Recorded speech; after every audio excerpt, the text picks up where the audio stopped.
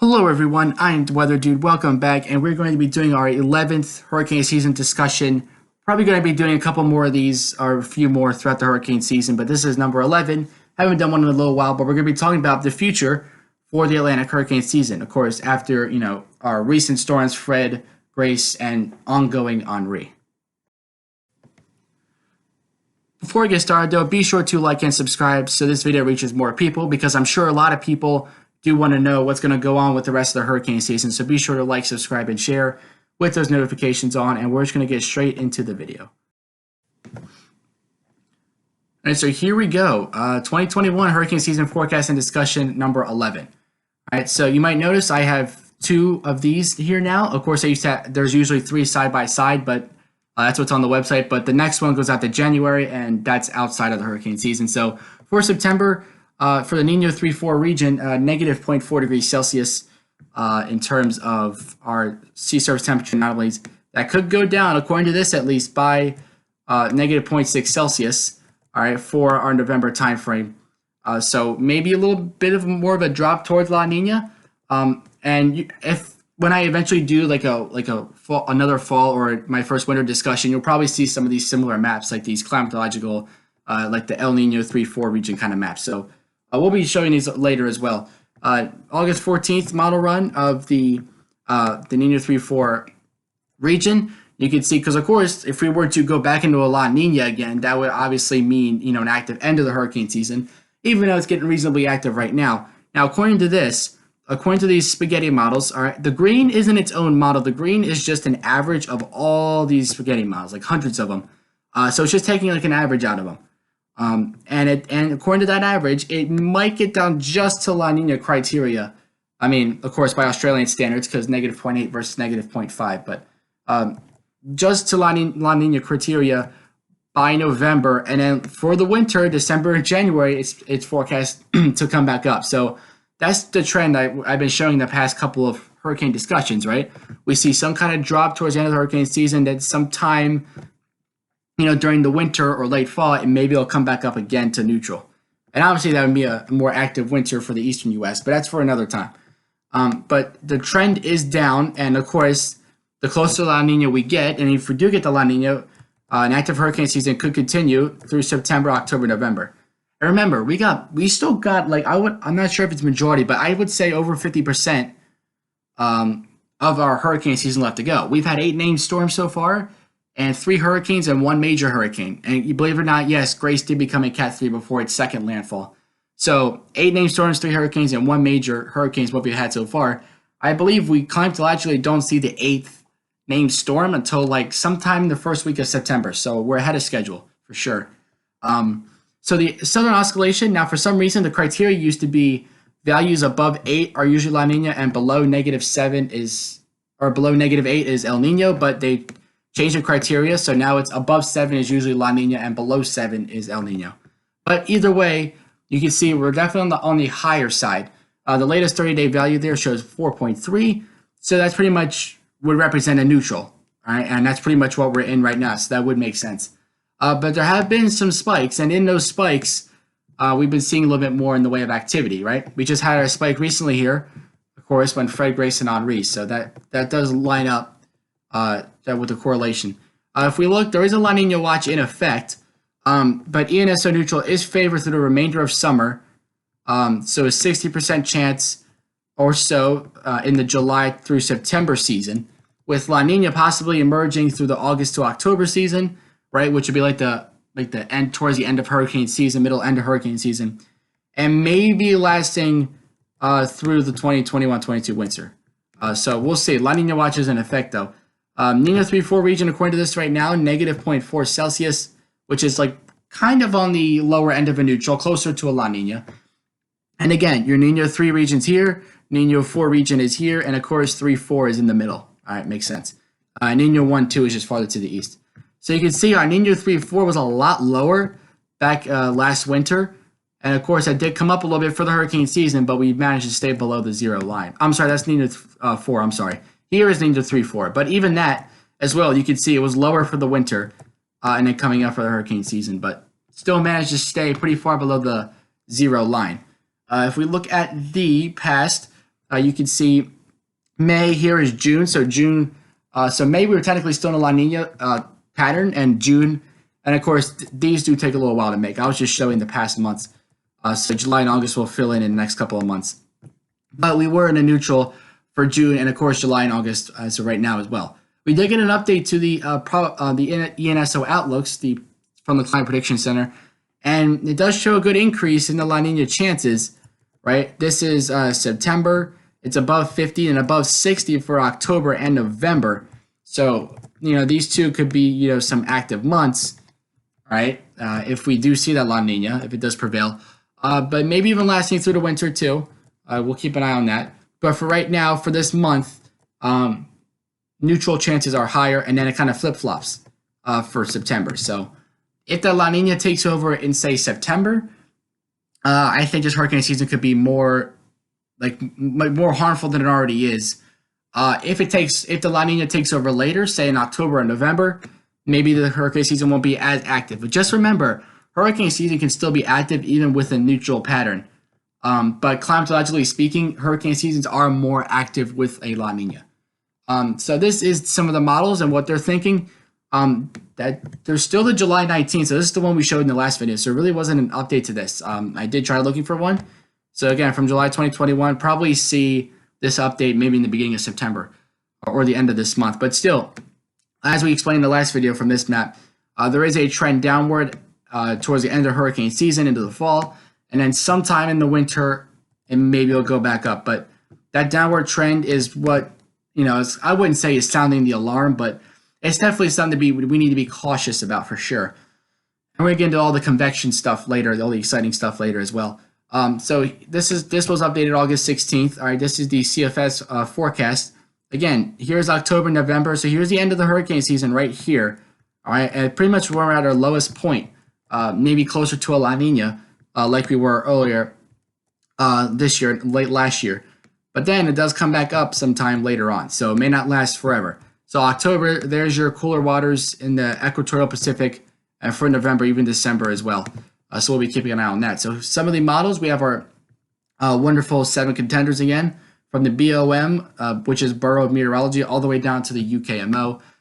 So for September, now these sets of models have us still in a neutral. And maybe not even, if you look at the mean, the sum of all these models has us in a neutral, yet still by October. 0.5 is right here, so maybe that's borderline La Nina. But then even November, we're getting closer to La Nina. But if we don't hit it, maybe a little bit weaker of a hurricane season. But I don't want to shorten this hurricane season by any stretch, because again, with a neutral, it can still be just as active, right? Look at 2004 for example, very active season. In 2005. I think 2005 was actually the neutral year, and that was one of the most active seasons on record, right? Until 2020, of course. But here is the sea surface temperature anomalies. And one thing that definitely draws your attention is the northern Atlantic, near the subtropics, kind of like where Henri is now. Yes, very warm waters, but waters are typically, I can't say cold, but cooler in this region. So that doesn't really mean much. But for the Gulf Stream is above average, of course, and we'll zoom in on the Gulf as well. But if we look out in the eastern Atlantic, the MDR region is starting to get its act together a little bit. It's starting to warm up out there. So, of course, we're going to see waves coming out of there. But look at the central, the equatorial Pacific. You see these darker blues starting to come along. All right, so Nino 3-4 region, I believe, is somewhere in here, kind of south of Hawaii and on that equator line. So this could be the Nino 3 region. So if we see this spread westbound, so I think that's the Nino 3 region here, and the Nino 4 region is somewhere out here. And then, of course, 3-4 would just be in the middle of that. But we are starting to see some blues fill in. So we're getting closer to La Nina, but again, it doesn't happen like a strike of lightning. It does take time. All right, so if we look here at the sea surface temperature anomalies, we're going to zoom in closer on the Gulf and the Caribbean here. You can see the northwestern Gulf is slightly more above average than the southeastern part. And near the Yucatan, we're below average because we just had Grace come through there. So this orange would normally extend through the entire western Gulf, but of course, Grace did just move through. So the waters cool down for a little bit. It's usually a temporary process until they can warm themselves back up again. So looking at the Caribbean, also pretty good above average. 98% of the Caribbean is pretty warm, honestly. East coast of Florida as well as the west coast, pretty much above average. So pretty much a good check mark here. Of course, besides that area around the Yucatan, that's got to recover. So if you look at the sea surface temperature trends, again, pretty much following Grace's track here. So the Northern Caribbean and around the Yucatan has trended downward, but that will more likely change than not. Looking at the tropical Atlantic, though, around the Cabo Verde Islands, it's really like warmed up in the past 7 days there by a couple degrees Celsius, and even areas across the East Tropical Atlantic as well. Of course, right around where Henri was, a little cooler trend in the waters as well. We also have an upper level low sitting there, so cold air aloft could be transmitted to the surface, but that's probably because of Henri that moved through. So, but waters have been trending up on the East Coast for the most part. That will probably change once the map gets updated a bit more and it registers the movement of Henri. And of course, like Grace, the waters might cool down temporarily. But Grace was like a major hurricane, so that cooled down the waters more than Henri probably will. Because when it's a stronger storm, it can cool down the waters a bit more. But the trend is also down for the Niño 3-4 region, so we know it's trending in its way down. So here's a close-up on that. You can even see by the little dot of purple, I know you can't see the key, but that represents about even a few degrees Celsius of a drop in the past week. So, but around the Bahamas and the east coast of Florida, you warmed up a couple degrees Celsius in the past week or so. Warmed up by about 1 or 2 Celsius. Now, looking at the dry air, this is another important factor, as we all know, for hurricane season. And Gulf of Mexico, really no dry air, like a good 95% of it without dry air. Same for the Caribbean, good 98%, except for like the northern extent. There is some dry air, though, but latitudinally speaking, it is pretty far north. Like usually, like the dry air that makes its way through the Atlantic is, if it does come through, it makes its way further south. So tropical waves can move their way around that, but this wave from the National Hurricane Center has about 10% chance of development. That's going to be moving more northwest. So that's headed straight for the dry air. And unless by some reason the dry air can retreat fast enough instead of holding its ground, then that storm's going to run right into the dry air. So I'm not going to say as much in the way of development there unless the storm happens to move south. But there's another wave behind that, so we'll be watching out for that one as well. I was looking at the GFS model, and even the European were showing a little something maybe in the Caribbean, but no spoiler alert. We'll see if that evolves. Now, the exciting stuff, we're going to start looking at the convection, right? Of course, the brown and red colors is the less convection, green is more convection. Now, again, everything is a shift from west to east. So do you ever notice how after Linda, maybe even before, but especially at and after Linda formed in the Pacific, do you ever notice how quiet it got? Well, yeah, because earlier these browns and these orange colors were pretty much over the eastern Pacific. They have now moved, or going to be moving their way east. All right, it's all, you probably won't see too many hurricane seasons where it is all active all the time. I mean, even 2020, right? We did have our quiet spots. And of course, but like when it got active, it got really active. But we do have our quiet spots because these patterns are moving their way to the east, all right? From west to east, that's how it works. So maybe off the coast of Africa could still see, like if we look over Central Africa where most of this convection forms, looks like end of August, we could still see some above average convection develop. And remember, these orange conditions doesn't necessarily mean that conditions will be more hostile. It just means that new convection won't form over that area, but existing convection coming from, say, Africa could still move over there, all right, unless conditions are, a little worse, like more dry air or more shear. But that's obviously we can't tell by this map. So looks like over Africa by the end of August into September, we start to see a little more dry air, but then that moves its way out. And according to the MJO, by the end of September and probably through October as well, it gets a little bit more convectively active again. But closer to home, since you're farther west, you could see that envelope open up a little sooner. So maybe around middle of September, you can get a little active again. Because remember, storms can still form close to home towards the middle end of hurricane season. They just more commonly form, off the coast of Africa. So here's what's really interesting, actually. If we look at the GEFS, the convection map, you can see off the coast of Africa between now and the 29th, 22nd to the 29th, doesn't look too active. But look at closer to home for the Gulf of Mexico and the Caribbean and the East Coast, where tropical systems can form, and even the Eastern Pacific looks pretty active in terms of convection, right? Like we're seeing those darker green colors. So looking pretty active. Now, the 25th of August through the 1st, that expands even more. So we see even more convection here, or at least more active convection. But look at over Africa, maybe slightly less in the way of convection. So if there's probably a little bit of drought out there in Africa, I know it is summer, but sometimes we can still have our dry spells, especially in a place like Cape Town. But convection is still increasing here, 25th through the 1st. Now let's switch to the CFS model. Now they say something a little different. This is the 21st to the 28th, and they still show a little bit above average convection off the coast of Africa and closer to home, as well as the Eastern Pacific. But again, like everything, it starts to move west to east. So here's our area of convection, 28th of August through the 4th of September. That'll be moving east. So will this, and so will this. So everything is moving, in an orderly fashion. So guess what's going to happen by the 11th through the 18th of September? We might get a little drier again, and then that'll move out, and then end of September, this will be here. So again, it's all a rotating pattern, and it's amazing to see how that works. Now, I did want to show this as well.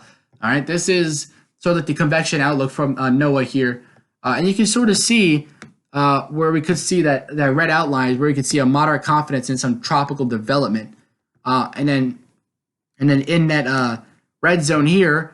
And that's not the only red zone, right? We have red zone in the Eastern Pacific due to Grace. Remnants of Grace contract in the Pacific and form another storm there. But also what I was talking about closer to home, something that forms around the Yucatan is what the models were trying to point at. Again, no spoilers. But there is moderate confidence in a tropical cyclone formation of a tropical depression or greater strength. So that's for the 21st to the 24th and 25th through the 31st. So week 1 and week 2. All right. Ocean heat content. All right, again, as I showed in the Henri video that I just did earlier today, if you looked at that, Northern Caribbean, pretty high in terms of heat content, as well as the Gulf. But besides the Gulf Stream, again, the East Coast, typically not too high on heat content. You guys, if you want to sustain tropical activity, you have to rely more on the sea surface temperatures to be higher. Wind shear, we have a big upper level low in place, so the wind shear is like really killing it here across the Atlantic. And that's like on the heels of Henri. So anything that tries to form out here, yeah, good luck. But the Northern Caribbean is pretty low on shear right now. The northwestern Gulf of Mexico is. The southeastern Gulf, though, probably a lot of shear right now. Again, the influence of that upper level low. And also from the trough that's digging down over the eastern U.S. right now. But this will probably taper off, at least closer to home. Shear might taper off in a few days once Henri and the trough kind of move their way out. But over the tropical Atlantic, wind shear is pretty manageable. There's our convection over there. Wind shear looks pretty manageable there right now. Here's another look at it. Again, there's the upper level low center, and there's a shear that's around it. And again, northwestern Gulf, not too bad. But look at around the Cabo Verde Islands. This is where convection usually comes off Africa. Not looking too bad in terms of shear. It's looking pretty low. So Caribbean, we had a little spike in shear to slightly above average, again, because of that upper level low. But it's been pretty, it's been pretty, I mean, if you look between mid-June and now, it's been below that average black line more times than not. So that's a little sign there. You can see shear come back to normal pretty soon. Tropical Atlantic, right now, shear is slightly below the average line. And again, similar to the Caribbean, we've seen below the black line more times than not. So that's something to watch. Again, in case you don't know, the average name storms, I know I got used to it being 12, 6, and 3. You just cut 12 in half twice. But that has been changed to, and of course, I'm sure in 2031, we'll see these numbers change again. But 14, 7, and 3 is the new average season, just in case not everybody knows that. I'll keep my outlook the same. Of course, it should be changed to 11. Sorry about that. But keeping really the outlook the same, there's nothing to change. 8 to 10 hurricanes, 2 to 4 major hurricanes. And again, this is not additional. This is including. So if you want to calculate the additional number of storms, you could take 8 off of this set of numbers. You could take 3 off of here and 1 off of here. And you would get all your numbers for all these weather corporations, including myself as well. I'm not a corporation, but you get the point. So still an active season is in store. Again, like I said earlier, considering we usually see our 8th named storm in the beginning of September, I would say we're a week or 2 ahead of schedule. And that's not a good sign as we head into as we start to head into the most active part of the season. So thank you guys for watching this hurricane season outlook video. I am The Weather Dude signing off. Till next time, I will catch you guys in the next video.